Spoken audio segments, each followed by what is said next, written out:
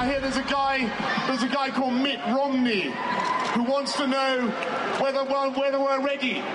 He wants to know whether we're ready. Are we ready? Are we ready? Yes, we are.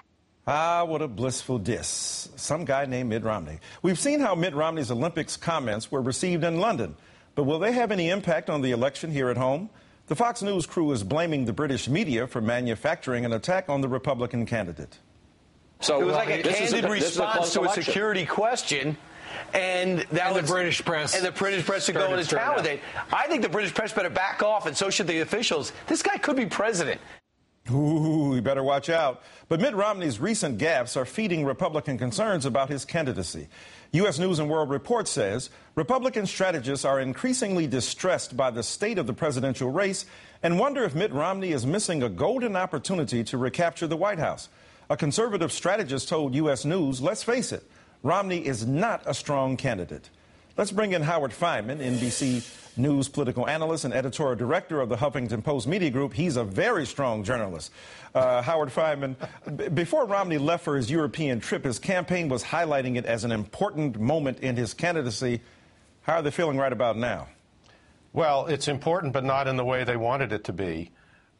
Mitt Romney wants to show with every step, with every statement, that he's presidential, that he has the grasp of the world and the grasp of the world economy, by the way of which England and London in particular are very important parts, that he has that under control. Well, he put his foot wrong and he put his foot in his mouth every step of the way in London. He's got some continental drift going on there for sure. Are you also hearing concerns from Republican strategists about Romney's about his campaign? Well, there are three categories here. There are the people inside the Romney campaign who think everything's fine, of course, who think this will go away in 2 seconds, and who think basically that the economy is so bad, in their view, that there's no way the president will be reelected. And they think that based on that alone, that all Mitt Romney has to do is to avoid, as he didn't do in London, mistakes and keep his mouth shut, basically, and he's going to win the election. So they claim not to be disturbed, and I don't really think they are. Mm-hmm. Then you have the people, Michael, who never liked Mitt Romney to begin with. And those are all the people, whether it's the Manchester Union Leader newspaper in New Hampshire or some of Newt Gingrich's supporters or Rick Santorum's supporters and so forth, who are demanding that Mitt Romney release more of his tax returns. All the people who say that don't like Mitt Romney and, frankly, don't want him to win.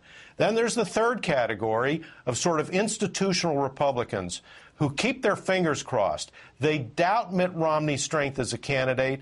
They looked at this thing and they said, can he get it straight? Every time he does something unscripted, he gets it wrong. They're not happy about the campaign. So those two latter categories are definitely not happy with Mitt Romney's campaign, even though he's dead even in the polls. They say Mitt Romney should be ahead by 5 or 6 points. Yeah, well, this ain't no trifecta, but given that trilogy to which you've made reference, in light of that, your analysis, the ones who never liked him, the ones inside his campaign, and the ones who handicap him by saying, we're Republicans, but we don't know how well he's going to do, is it fair to point out how differently candidate Barack Obama was received when he went to Europe in 2008? How would each of those camps respond? Well, I think candidate Obama's trip to Berlin, and I think that's the video you're showing there, was a triumph. And really, it was the first time in, I think, modern campaigning history, at least in the United States, that a candidate made Europe part of his campaign tour.